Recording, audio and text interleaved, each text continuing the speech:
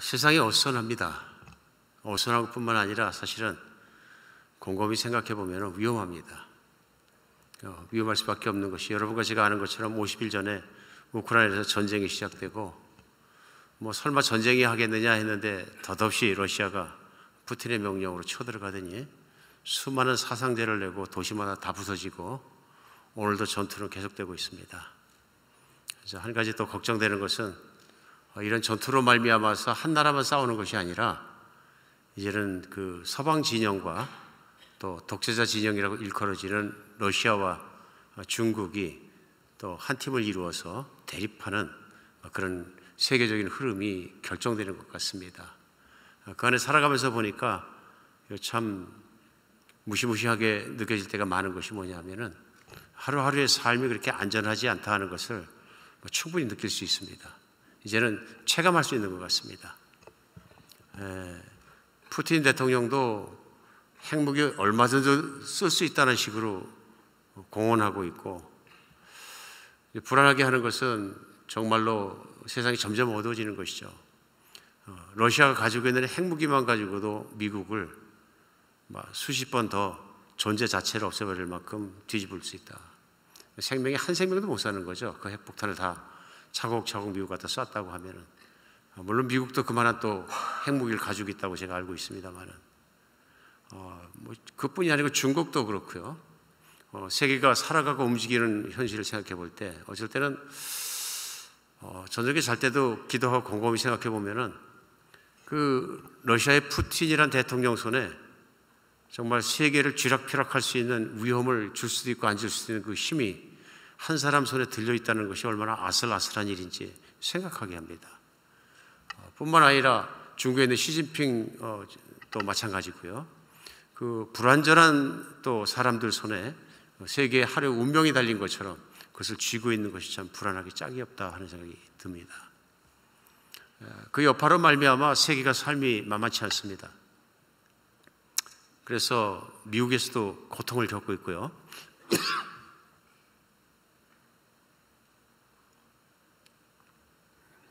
스리랑카 같은 작은 나라는 국가가 파산했습니다.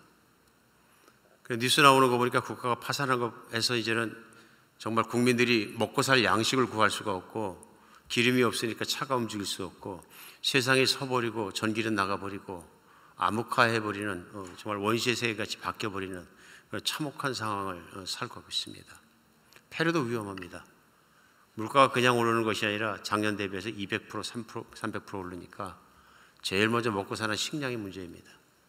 매일매일의 삶에 정말 엄청난 위협을 주고 있고, 이집트나 아프리카 다 위험한 상태로 치닫고 있습니다. 제가 오늘 밤부터 시작해서 한 10시간 비행기를 타고 터키를 들어가게 되는데요. 선교 탐방 여행을 갑니다. 간다고 했더니 저희 아들이 전화가 왔어요. 아빠 가지 마세요. 그래서 왜 그러냐 그랬더니 미 국무부에서도 그거 여행하지 말라 그러고 위험하고 그 흑해 바로 맞은편에는 미사일 슝슝 날라다니고 터키 요즘 불안정해서 가면 안 됩니다. 하기는 현실적인 얘기인 것이 왜 그러냐면 작년에 비해서 터키 빵값이 한 1년 사이에 한 200에서 300%가 올랐습니다. 근데 주식인데요. 어마어마한 거죠. 이거는 그 격차라는 것이 매일매일 서민들이 겪고 있는 삶이 곤혹하기 짝이 없습니다. 그냥 환율은 리라화가 8배나 떨어지고요. 얼마든지 그 나라가 얼마나 불안정한 상황 속에 있느냐 하는 걸 금방 느낄 수 있습니다. 그러다 보니까 또 며칠부터 시작해서 라마단 기간이 시작됐습니다. 그래서 이제 금식들을 하고 있거든요. 98.8%가 모슬렘이기 때문에 금식하고 있습니다. 금식하면 사람이 날카로워집니다. 못 먹고 허기지고 답답하고 미래가 안 보이고 날카로워지면 폭동이 일어납니다. 배고픈 거 앞에는 장사가 없습니다. 좀 위험하죠. 그래서 어느 순간에도 폭동이 일어나고 전국이 마비가 되고 무정부 상태에 빠져서 조금도 이상하지 않습니다. 어쨌든 세상이 어지럽습니다. 그리고 어둡습니다. 캄캄한 거죠. 우리 미국 살고 있기 때문에 마음 편안하게 살고 있다고 하지만 사실은 따져보면 안심하고 살 만한 게 하나도 없습니다. 전쟁이 어떻게 나든 금방 날 것 같기도 하고 그런 것들이 우리를 늘 불안하게 합니다. 오늘 말씀을 시작하면 이 좋은 부활절날 왜 이렇게 어둡고 칙칙한 세상 얘기를 하나 하고 또 생각하실 분이 계실지 모르지만, 예수님이 이 땅에 오셨을 때 유대인들이 사는 세상이 또한 그랬습니다. 더더군다나 예수님을 따르던 제자들이 살았던 세상은 진짜 어두운 세상이었습니다. 그냥 어두운 정도가 아니라 제자들에게는 절망적이었습니다. 3년 반을 따라다녔던, 믿었던, 정말 추종했던 예수님께서 죄인으로 몰리시는 것뿐만 아니라 이제는 사람들에게 저주당하고 끌려가셔서 심판받고 또 두드려 맞으시고 침뱉음 당하시고 채찍으로 맞으시고 그 당대에 가장 악하다고 생각되는 죄수 2명과 함께 같이 십자가를 메고 정말로 그 비참한 골고다의 언덕길에 올라가서 십자가에 못 박히고 피 흘려 죽고 사람들이 보게끔 십자가에 매달려 있는 예수 그리스도의 죽음을 체험했기 때문입니다. 이보다 더 답답하고 이보다 더 정말로 두려울 수는 없는 거죠. 앞이 캄캄한 것이고 미래도 볼 수 없고 자기들의 정체성도 잃어버리고 모든 걸 잃어버린 상태에서 제자들은 벌벌 떨고 있었습니다. 두려울 수밖에 없었을 것 같습니다. 제가 생각해봐서 그 당시로 돌아가서 제자의 입장인데 제자의 옷과 신발을 입고 내가 거기 서 있다면 어떨까 하고 제가 말씀을 준비하고 생각해보니까 진짜 많이 떨렸겠다. 하시라도 예수님을 잡아갔던 그들이 와서 나를 잡아갈 수 있고 한패로 나를 집어넣을 수 있고 나도 신문할 수 있고 나도 죽일 수 있으면 얼마나 불안하고 얼마나 무서울까 한번 생각해 볼 수 있었습니다. 실제로 오늘 본문을 시작하면서 제자들이 그런 상태였다는 말씀으로 시작을 합니다. 오늘 요한복음 20장 19절에서는 그 시작을 하면서 이날 곧 안식 후 첫날의 저녁 때 제자들이 유대인을 두려워하여 모인 곳에 문을 닫았더니 하고 시작합니다. 제자들이 모여서 혼자 있으면 더 무서우니까요. 모여서 문을 꽝꽝 걸어 닫고 있었다는 얘기입니다. 굉장히 두려웠던 거죠. 무슨 일이 일어날지 모르고 누가 잡으러 올지 모르니까 정말 불안에 떨고 있었던 것입니다. 근데 그 자리에 바로 예수님이 나타나십니다. 부활하신 예수님이 문도 열지 않으시고 그들 앞에 나타났던 것 같습니다. 바로 나타나십니다. 우리 생각할 수 있습니다. 오늘 본문 첫 절 시작부터 우리 예수님 나타나셔서 제자들 가운데 서시면서 너에게 평강이 있을지어다 하고 나타나셔서 20절에 보면 손과 옆구리를 보여주셨습니다. 그 순간 제자들이 일어난 반응이 뭐냐면 20절에서는요, 주를 보고 이들이 기뻐하더라. 주를 보고 기뻐하더라. 예수님이 나타나시기 직전까지, 예수님이 계시지 않을 때는 최악의 상태였습니다. 최고로 두려운 상태였었고요. 앞이 캄캄했습니다. 예수님이 탁 나타나시는 순간에 일어난 일이 뭐냐면요, 제자들의 모든 두려움이 사라지고 정말 모든 근심과 걱정이 사라지고 이제 기쁨으로 확 변해버렸습니다. 얼마나 기뻤을까? 얼마나 반가웠을까? 얼마나 놀랐을까? 제가 거기 있었으면 뒤로 넘어서 까무쳤을 것 같습니다. 특별히 오늘 말씀 중에는 보면요, 제자들이 예수님께서 부활해서 오실 것을 기대치 않고 믿지 않았다는 말씀도 나옵니다.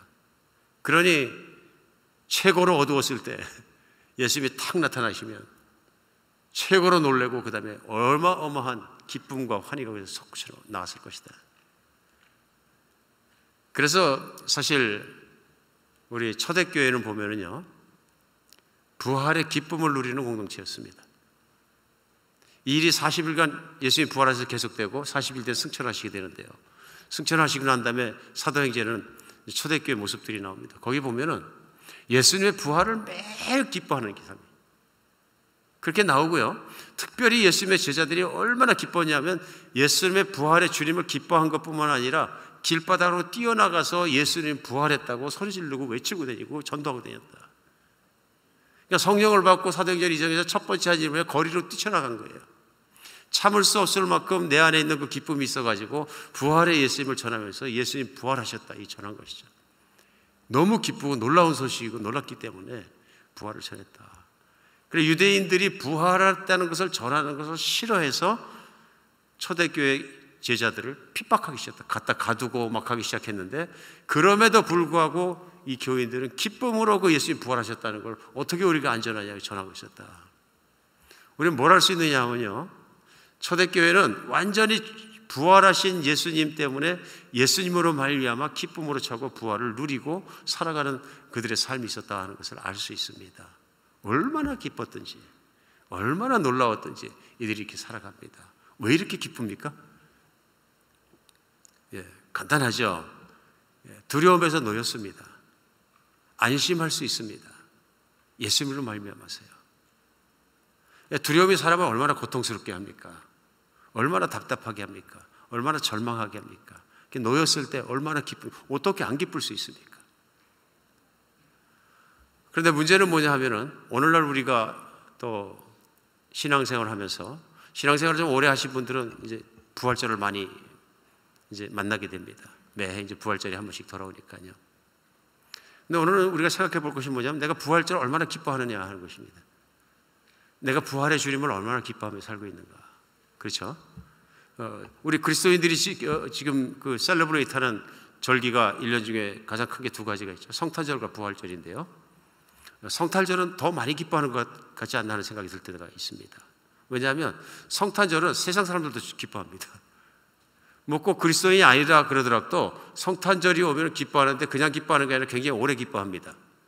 성탄절 한 달 전부터 벌써 크리스마스 추리 걸고 선물 사기 시작하고 왔다 갔다 하기 시작하고 뭐 셀러브레이트하고 캐럴 울려 퍼지기 시작하고 성탄절 기뻐하는 것뿐만 아니라 그거 끝나고 나면 한 보름에서 한 달 또 갑니다.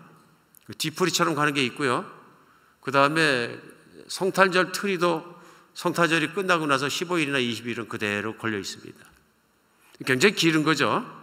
그러니까 물론 굉장히 기쁘고 중요한 날입니다. 하나님의 아들 예수 그리스도께서 이 땅에 사람으로 오신 날입니다. 요즘 세상에서 그러나 믿든지 말든지 정말로 괜히 기뻐합니다. 근데 그리스도인들도 성탄절은 특별히 오래 기뻐합니다. 부활절은요? 어쩜 부활절 기뻐하는 거 딱 하루만인 거 아닌가요? 보통 우리가 절기를 지나가면서 이렇게 보면 저희 교회도 지난 주일날 일주일 내내 고난주가 이제 특별 새벽 기도회를 가졌습니다. 많은 분들 나오시고 또 인터넷에 동참하시고 같이 기도했습니다. 근데 사실은 고난주가는 길어요. 예수님 십자가, 예수님 함께 죽으심, 그게 길은데 부활절은 이제 고난주간이 딱 끝나고 오늘 주일, 오늘 딱 하루예요. 예수님 부활하셨다. 그럼 내일부터는 부활절에 대한 찬양도 노래도 이제 좀 없어지는 거죠. 많이 보면 이제 부활의 기쁨 속에 살기보다는 우리가 부활을 누리기보다는 우리가 신앙생활을 그저 하고 있는 것을 우리 알 수 있습니다. 오늘 이 말씀을 나누는 이유는 이것 때문에 그렇습니다. 맞습니다. 예수님은 2000년 전에 십자가에 못 박혀 분명히 돌아가셨다가 3일 만에 부활하셨습니다. 이 사실을 내가 알고 있고 믿고 있지만 중요한 것이 있습니다. 내가 오늘 부활의 주님과 함께 살아가고 있느냐는 건 다른 것입니다. 살아가고 있느냐. 내가 오늘 부활의 주님과 함께 동행하고 있느냐, 이 다른 얘기입니다. 그러니까 예수님이 부활하셨다 하고 믿는데 오늘 내가 부활의 주님과 함께 살고 있지 못하다면 나는 부활 기뻐하며 부활을 찬양하며 부활 때문에 누리며 그 부활의 기쁨을 못 누리는 사람이 된다. 그럴 수 있다는 것입니다. 부활절이 왜 중요하느냐 하면요, 예수님이 부활하셔서 부활의 주님이 나와 함께 살아주시기 때문에 그런 것입니다. 부활의 주님과 함께 살아가고 부활의 주님의 그것을 누리면서 사는 사람들에게 다른 것이 있는 거죠. 그것이 뭐냐면 초대교회에도 부활의 주님 받는 제자들이 살았던 그것처럼 하는 것입니다. 오늘 본문은 예수의 부활의 의미와 예수의 부활한 정말 그 결과와 그 모든 것을 한꺼번에 깨닫게 해주시는 말씀이 들어있습니다. 제일 먼저 예수님이 부활하셨기 때문에 예수의 부활을 믿고 부활의 주님과 함께 살아가게 되면 두려움이 없어집니다. 두려움이요. 오늘 제자들 안에 나타난 현상이 뭐냐면 진짜 두려웠는데, 진짜 캄캄했는데 두려움이 한꺼번에 싹 없어져. 왜 그렇습니까? 예수님이 계시기 때문에요. 그것도 죽음을 뚫고 일어나셔서 죽음을 이기셨기 때문에 죽을까봐 덜덜 떨었는데, 그게 제일 무서웠던 거죠. 사실은 죽을까봐 덜덜 떨었는데 예수님이 살아오셨단 말이에요. 예수님이 살아오셨다, 부활하셨다, 이것은 얼마나 놀라운 것이냐 하는 것이죠. 얼마나 놀라운 것이냐. 죽음 두려워하지 않겠다. 이것이 실제로 그러면 제자들이 이렇게 꽁꽁 걸어닫고 있던 사람들이 사도행전에 보면은 예수님이 부활하셨다는 걸 전함으로 말미암아서 순교하게 됩니다. 핍박받게 됩니다. 감옥에도 가고 심지어는 순교하기도 합니다. 죽습니다. 떨지 않습니다. 왜 그렇습니까? 부활의 주님과 함께 있기 때문에 두렵지가 않은 거예요. 죽음이 두렵지 않은 거예요. 여러분, 이 세상에 제일 무서운 사람이 죽음이 두렵지 않은 사람들이잖아요.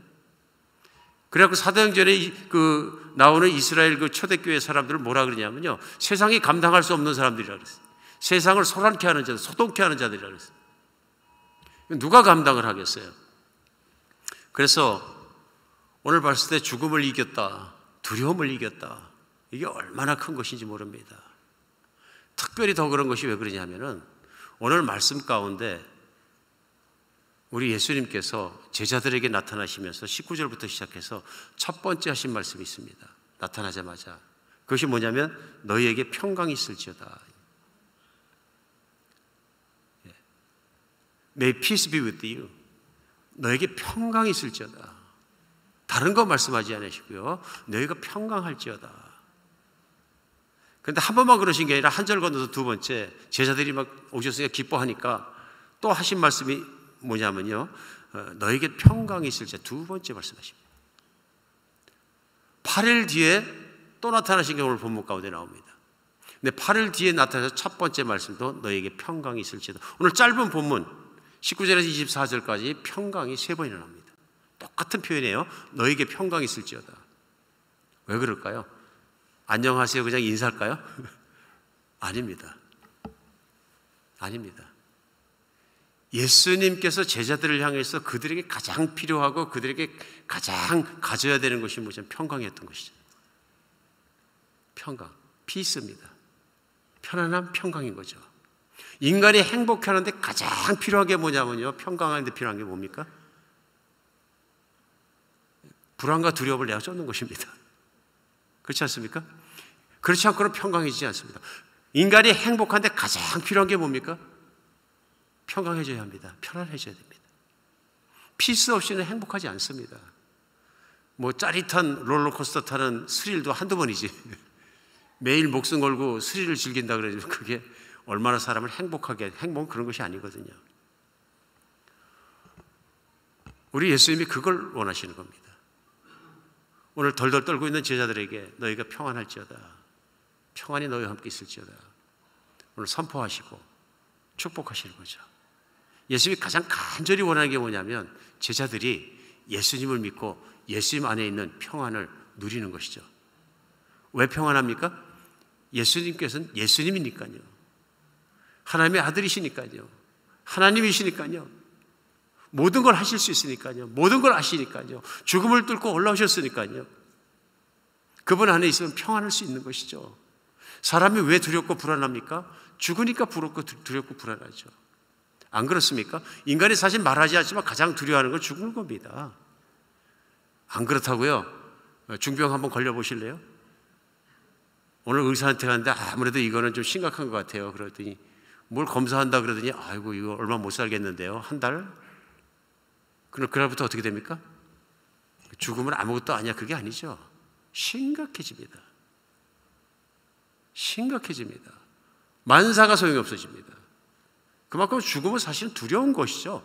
인간에게 참으로 두려운 것입니다. 두려워하지 않는 게 이상한 거죠. 제정신이 아닌 거죠. 인간에게 두려울 수밖에 없는 것입니다.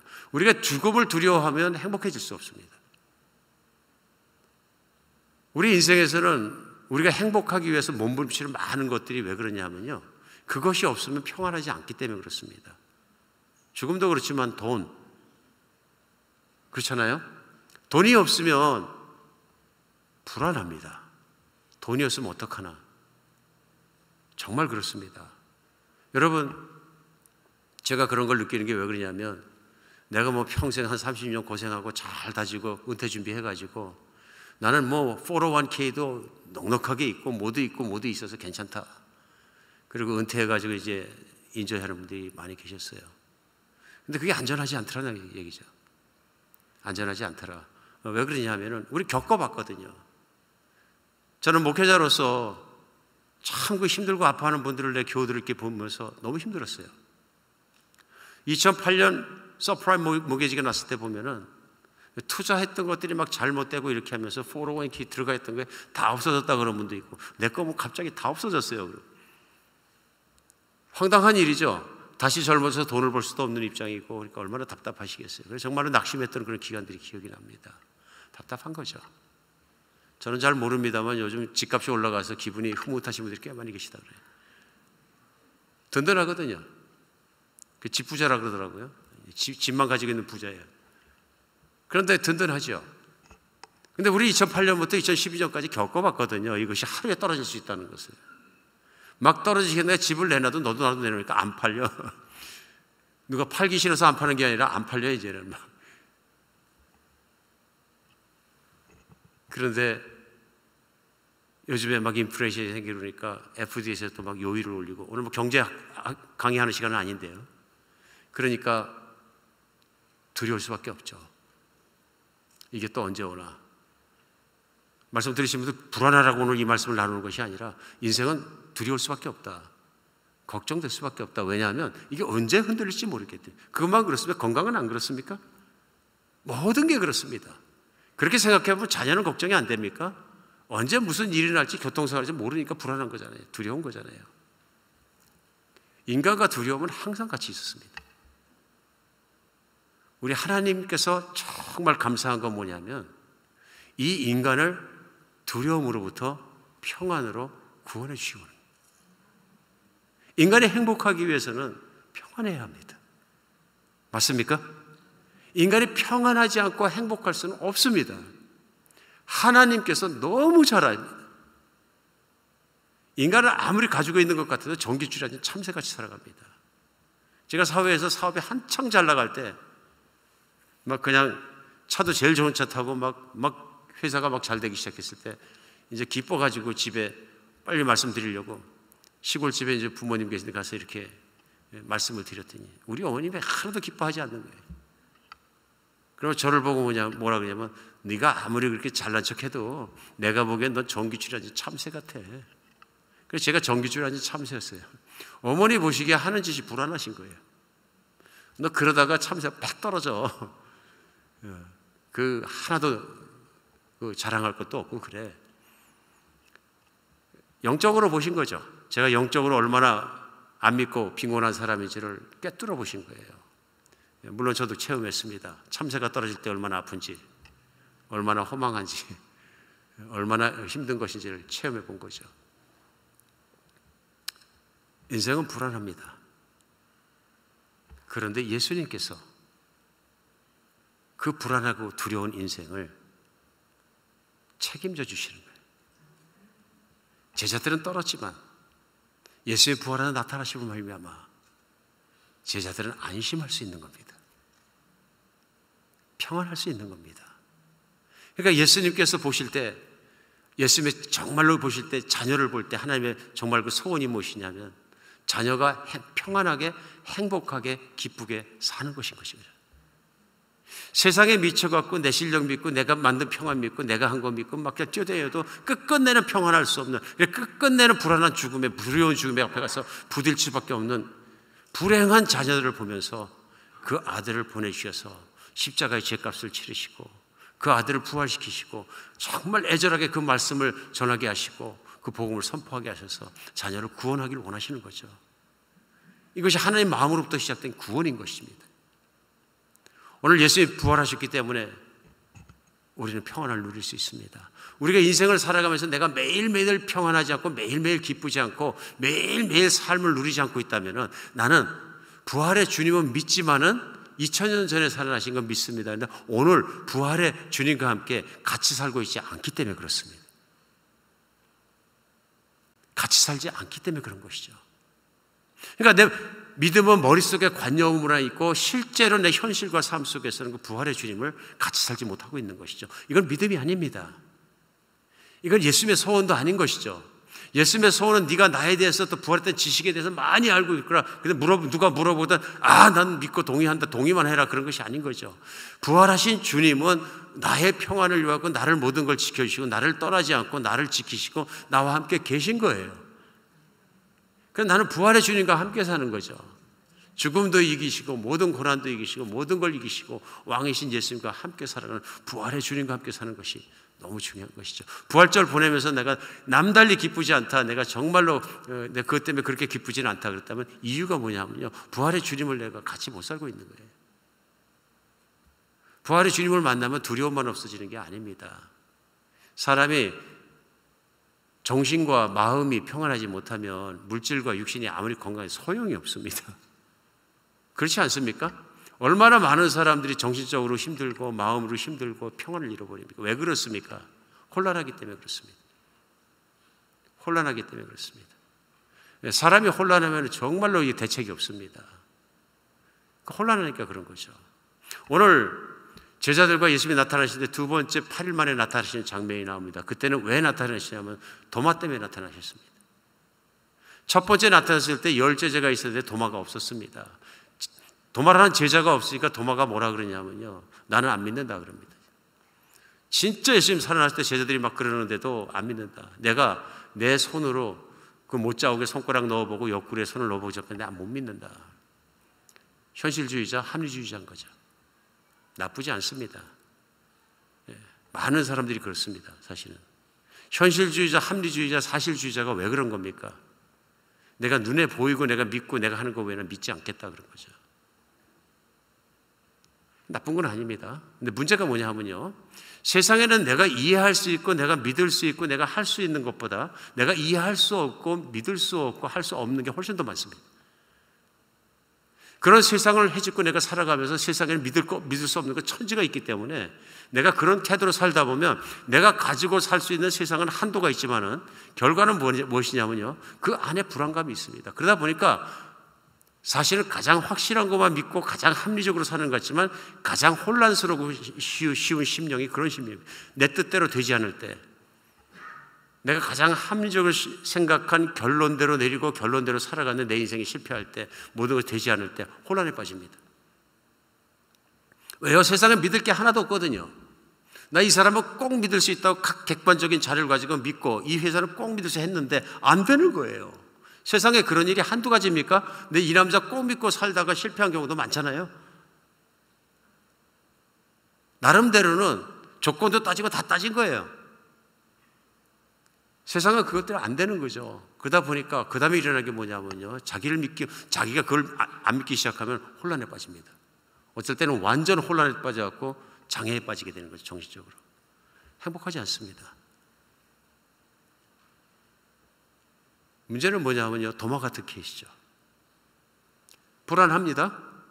두렵습니다. 근데 이 사람이 어떤 혼란 상태이냐면 믿을 수도 없고 안 믿을 수도 없고, 안 믿었으면 제자들이 모이는데 안 오면 됩니다. 도마가 예수님 아예 떠나버리면 됩니다. 이것도 아니고 저것도 아니고. 보이십니까? 정신적 혼돈의 상태에 있는 것이죠 지금. 그러니까 우리도 이런 상태에 있을 수 있는 거죠. 근데 예수님이 나타나셔서 그걸 또 그대로 해주십니다. 다 아셨어요. 다 넣어보라 그러고, 그랬더니 도마가 어떻게 합니까? 오늘 말씀 마지막에 예수님 앞에 무릎 꿇고 찬양합니다. 그때서야 신앙 고백을 합니다. 그때서야 달라졌습니다. 예수님 참 자비로우십니다. 나빼 의심했어도 괜찮으니까 이제는 믿음을 가져라. 그러니까 소원이 뭐냐면 믿음을 가져라. 내가 그래야 산다. 그래야 평안하다. 그래야 구원받는다. 예수님께서 마지막 말씀이 뭡니까? 예수께서 이르시되 너는 나를 본 거로 믿느냐? 보지 못하고 믿는 자들은 복되도다. 정말 그런 거죠. 도마는 그렇게 의심이 많았는데 예수님을 보고 만지고 했으니까 믿는다. 오늘날도 이런 분이 있을까요? 많습니다. 예수님 내 앞에 나타나서 만질 수 있게 해주시고 말하고 내가 해주시면 내가 믿겠습니다. 죄송스러운 말씀이다. 그럼 더 못 믿죠. 어떻게 믿겠어요? 사람을 어떻게 신의로 믿으실 거예요? 예수님이 내 앞에 나타나셨는데 기적을 보내면 믿겠습니다. 성경에는 기적을 매일 보고 사는데도 하나님 못 믿는 사람들이 수도 없이 나와요. 특별히 이스라엘 사람들 선택받았는데도 매일 기적에 만나와 바위가 갈라지는 물을 마시고 불기둥과 기름기둥을 보고 기적 속에 살았는데도 하나님을 떠나서 다 죽었어요. 60만 명 장정이 다 죽고 2명 살아남았어요. 이게 합리주의와 인간이 가지고 있는 지식의 한계거든요. 혼란에 빠집니다. 자기 뜻대로 혼란에 빠집니다. 근데 문제는 정말로 하나님이 그런 사람을 버리지 않고 또 도마를 통해서 하신 말씀이 보지 않고 믿는 자는 진짜로 복되다. 그게 우린 거죠. 여러분 보고 믿으십니까? 안 보고 믿으십니까? 뭐 어떤 분이 나는 환상 보고 믿었다 그러면 그게 시작이죠. 그렇죠? 안 보고 믿는 거죠. 어떻게 믿으십니까? 대개 경우는 다 어떻게 믿으십니까? 그 답이 오늘 본문에 나와 있습니다. 답이요. 그 예수님을 믿는데 예수님이 그럼 안 보고 믿기라 그러시겠어요? 안 그런 거죠. 안 보고 믿을 수 있도록 그 일을 더 좋은 길들을 열어주시고 다 해주셨다는 것이죠. 그러니 제자들의 후세대라도 얼마든지 안 보고도 믿고 안 보고도 주님 안에 들어올 수 있도록 모든 걸 다 준비하시는 첫 번째가 뭐냐면 성령님입니다. 그리고 오늘 본문 가운데 나오는 말씀이 뭐냐면 제자들에게 나타나셔서 성령을 받아라 하고 말씀하신 것입니다. 그렇죠? 22절에 나옵니다. 20장 22절에 너희가 성령을 받아라 하고 말씀하십니다. 왜 갑자기 평안할지어다 평안을 축복해 주시고 두 번째 하신 말씀 뭐냐면은 성령을 받아라. 왜 그러셨을까요? 왜 갑자기 성령을 받아라 그러셨을까요? 오늘 요한복음 3장에서 우리가 그걸 금방 깨달을 수 있는 말씀이 나옵니다. 그 말씀이 뭐냐면요. 니고데모라는 사람이 찾아왔을 때 예수님께서 내가 하늘나라를 보고자 원하냐 천국에 가려면 거듭나야 한다. 그러니까 이해를 못하니까 말씀하십니다. 사람은 못하고 사람의 노력과 능력으로 되는 것이 아니다. 그러면서 성령은 하실 수 있는 일이라. 오직 성령께서 거듭나게 하시고 그 일을 이루시느니라 하면서 뭐라고 표현하시냐면요. 성령은 바람과 같다 그러십니다. 무슨 말씀이세요? 성령은 눈에 보이지 않는다. 성령의 하는 것은 보이지 않는다. 성령님은 눈에 보이는 존재가 아니라 하나님이시고 영이시다 하는 거죠. 그 성령님은 보이지 않지만 바람은 보이지 않습니다. 본질은 절대로 볼 수가 없습니다. 그러나 바람의 역사하는 능력은 느낄 수 있습니다. 머리가 날리고 옷깃이 날리고 하니까 느낍니다. 바람 부는구나. 그러니까 마찬가지란 말씀이에요. 성령은 영이시고 보이지 않고 그렇지만 너희가 믿음으로 들어갔을 때 성령이 너를 믿게 하고 거듭나게 하고 한 것은 내가 느낄 수는 있다는 거죠. 사람이 달라지고 마음이 달라지고 없던 평안이 들어오고 두려움이 없던 게 있어지고 믿음이 생기고 이 모든 것 성령이 하신 결과와 성령이 베푸신 모든 것 따라 나타난다. 그러므로 성령은 너무 중요한 것입니다. 성령이 계시기 때문에 예수님께서 제자들에게 내가 너희를 영원히 떠나지 않으리라 이 말씀이 이루어진다고 말씀하세요. 40일 뒤에 예수님은 부활하셔가지고 하늘나라로서 보좌의 우편에 앉아서 세계를 다스리십니다. 우주도 다스리십니다. 그리고 진짜로 성령이 오십니다. 그 성령이 오셔서 하시는 일이 뭐냐면 예수님을 드러나게 하십니다. 예수님의 말씀을 생각나게 한다. 그래서 말씀하십니다. 성령이 오시면 성령님께서 내 말을 생각나게 하시리라. 성령이 오셔서 그 일을 한다 그런 얘기입니다. 안 보고도 믿는 이유는 못 보고도 믿는 이유는 성령이 오셨기 때문에 할 수 있다는 것입니다. 그래서 성령을 받아야 되는 것이죠. 두 번째는 무엇이냐면요. 그냥 막 믿어지는 것이 아니라 말씀을 주셨습니다. 확실하게 믿을 수 있도록 확실한 말씀을 주셨습니다. 그냥 무조건 믿는 것이나 아무것도 믿는 것이 아니라 예수님을 말씀 안에서 믿을 수 있도록 말씀을 주신 것이죠. 오늘 제자들 마찬가지입니다. 믿음이 없는 제자들이 있었어요. 보고도 못 믿는 거예요. 그렇죠? 오늘 본문에 나오는 제자들보다도 더 정말로 많이 못 믿었던 두려워했던 제자들이 누구냐면요. 12제자는 들지 못했겠지만은 같이 제자 생활하던 제자들이 있었는데 이들은 이렇게 모여갖고 두려워하는 정도가 아니라 아예 떠나버렸습니다. 다 접고 고향으로 가자. 그래서 엠모라는 자기 고향길을 따라서 두 친구 얘기가 누가복음 마지막 장에 나옵니다. 그들이 가고 있는데 예수님이 나타나십니다. 부활하셔서.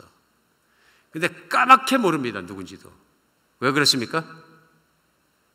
전혀 믿지 않기 때문에 그렇습니다. 부활하실 것이라 기대하지도 않고 눈꼽만침도 믿지 않기 때문에 기대하지 않으면 예수님이 옆에 가셔도 모릅니다. 다른 사람이 따라오는 거예요. 예수님은 돌아가셔서 끝났어요. 한 번 죽은 사람은 절대로 못 살아나요. 이건 진리니까. 그런 믿음 속에서 이제 포기하고 집으로 가는 중이기 때문에 못 알아봅니다. 그때 예수님께서 두 사람을 책망하지 않으시고 믿음이 적다고는 하시면서 말씀을 풀어주세요. 무슨 말씀이요? 구약 말씀이요. 예수님이 오셔야 되고 구약 말씀에 보면은 고난을 받으셔야 되고 또 십자가에 죽으시고 정말 부자의 무덤에 들어가 정말 계실 것이고 3일 만에 부활하셔야 된다는 내용을 성경 내용을 통해서 조목조목 풀어주신 거예요. 이 엠마오를 가던 제자들이 시간이 지나면서 깨닫게 돼요. 그러면서 그들이 부활하신 주님을 만났다는 것을 알게 됩니다. 그때 벌써 예수님 없어지셨는데 그때 엠마오로 가던 제자들이 그 중에 한 제자겠죠. 얘기합니다. 뭔 얘기냐면 누가복음 32장 24장 32절로 보면 24장 32절입니다. 우리에게 성경을 풀어주실 때 우리 속의 마음이 뜨겁지 아니하더냐. 우리 속에 말씀을 풀어주실 때, 그래서 예수님이 왜 십자가에 돌아가셔야 되는지 또 3일 만에 부활하셔야 되는지를 풀어주실 때 우리 마음이 뜨거워지지 않더냐.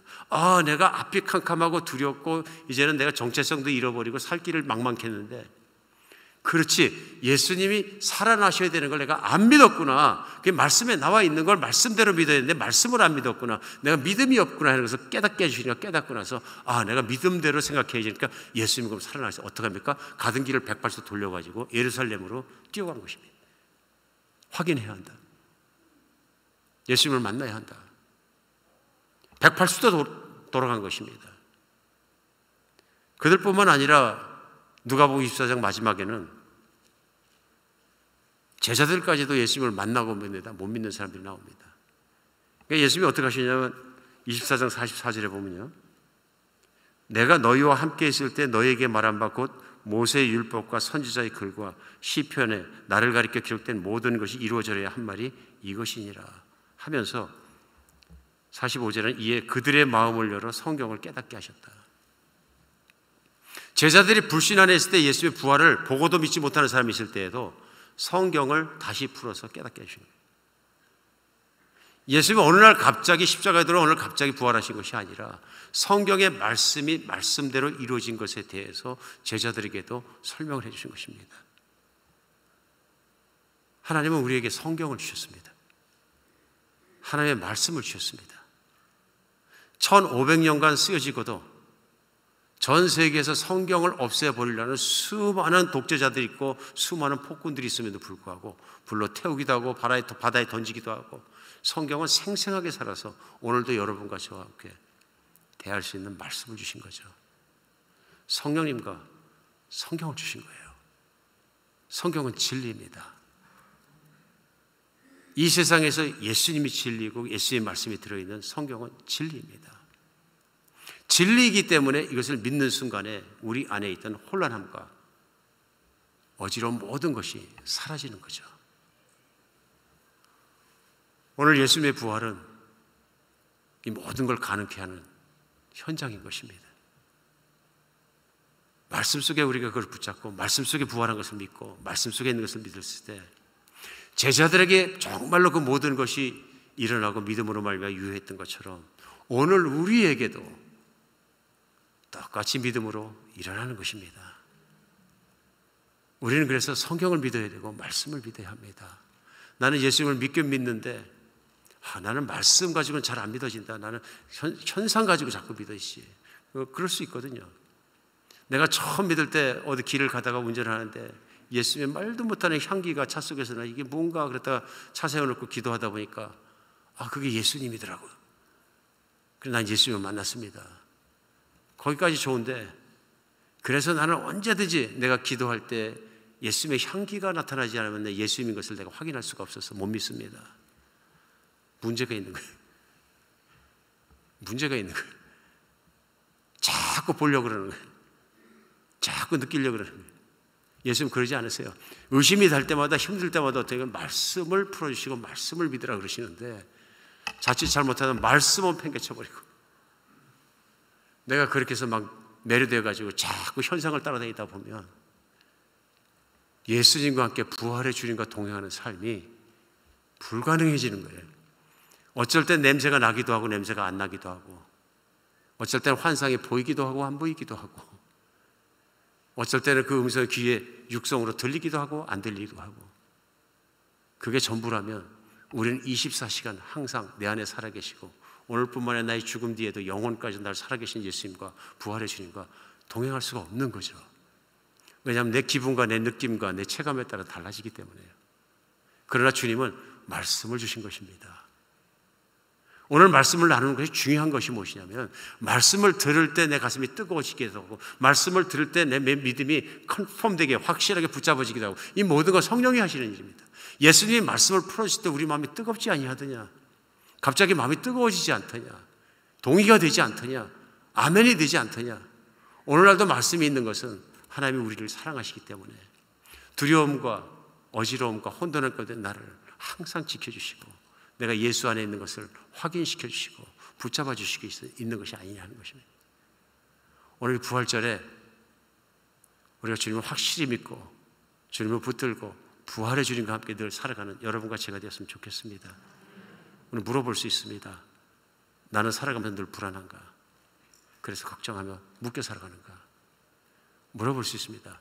나는 내 마음과 정신이 혼란스러운 것 아닌가? 나는 또렷한가? 이것이 진리다, 이것이 길이다, 분명히 붙잡고 그 진리를 붙잡고 살아가는가? 우리 자신에게 물어볼 수 있습니다. 아직 한 번도 그런 적이 없다면 예수님을 받아들이셔야 되는 거죠. 맞습니다. 예수님이 부활하셨고 그 부활을 믿으셔야 합니다. 정말로 예수님은 부활하셨고 정말로 그 예수님이 부활하신 것이 오늘 내가 예수님을 믿고 내 마음으로 받아들일 때 분명하게 나게 느낄 수도 있습니다. 왜요? 내 생각이 달라지고 마음이 달라지고 삶이 달라지고 태도가 달라지고 습관까지 달라지고 인생이 달라지는 걸 내가 느낄 수 있습니다. 성령님을 느낄 수는 없지만 본질로요. 그러나 성령이 하신 역사의 결과인 내 믿음과 믿음을 따라 달라지는 그것들은 내가 삶 속에서 느낄 수 있습니다. 감격하기도 하고요, 기쁨 때문에 감사하며 환희 가운데 내가 정말 기쁨 가운데 뛰기도 합니다. 그래서 로마서 14장 말씀에 나오는 것처럼 하나님의 나라는 먹고 마시는 게 아니라 성령 안에서 의와 평강과 희락인 거죠. 하나님이 얼마나 우리가 평강 가운데 살기를, 평강이 있기 때문에 기쁘게 살기를 원하시는지 우리는 알 수 있습니다. 평강의 주님과 부활의 주님과 늘 함께 살아가는 여러분과 제가 되었으면 좋겠습니다. 기도하겠습니다. 예, 하나님, 우리 주님께 너무나 감사합니다. 어둠 가운데 사는 저희들, 혼란한 가운데 살아가는 저희들에게 정말 이 땅 가운데서 주님의 평강을 누릴 수 있는 그 길을 열어주시고 베풀어 주시고 깨닫게 하시고 믿게 하시고 누리게 하셔서 너무나 감사합니다. 우리들 연약하여서 진리를 떠나서 힘들다가도 불안하다가도 헤매다가도 하나님 말씀 가운데 진리 가운데 다시금 붙잡고 들어올 수 있도록 주님께서 늘 말씀도 주시고 말씀도 선포되게 하시고 말씀 안에 있게 하심으로 감사합니다. 하나님, 오늘도 우리 주님께서 함께 하셔서 이 부활주일에 부활의 주님을 함께 살아가는 기쁨을 누리게 해 주시옵소서. 어둠은 물러가고 두려움도 물러가고 혼란함도 물러가고 주님 안에 온전한 평안을 누리게 하여 주시옵소서. 우리 주 예수 그리스도의 이름으로 기도합니다.